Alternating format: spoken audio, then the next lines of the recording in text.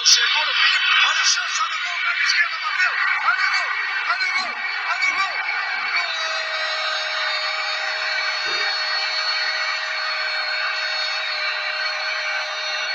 Enfiada à frente no espaço vazio. E o último toque foi do Maicon.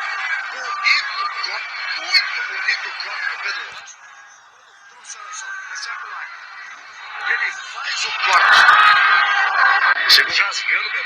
Olha a chance para fazer o segundo gol. O toque de pé direito. Olha o gol. Olha o gol. Olha o gol. Gol!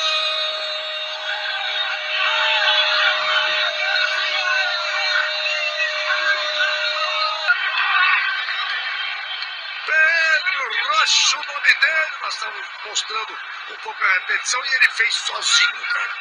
Essa ele encarou todo mundo. Ninguém enfiou a bola pra ele, não. Partiu sozinho, foi pra cima. Vai pro ataque, são 6 jogadores do Atlético aguardando o cruzamento.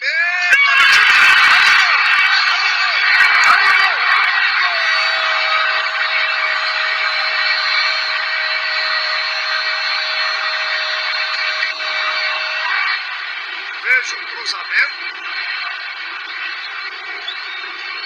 Não teve corte, não teve nada. Ele apareceu. Mas que golaço! É um lance importante. Vamos aos 45. Vem acréscimos, olha o cruzamento, olha a bola batida. Olha o gol! Olha o gol! Olha o gol! Gol!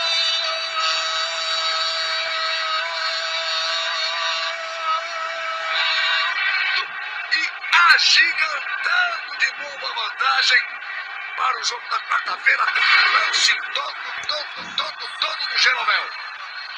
Ele cortou na área, ganhou o lance, carregou pela direita, olhou de novo, meteu na área e disse: Puerto, vai.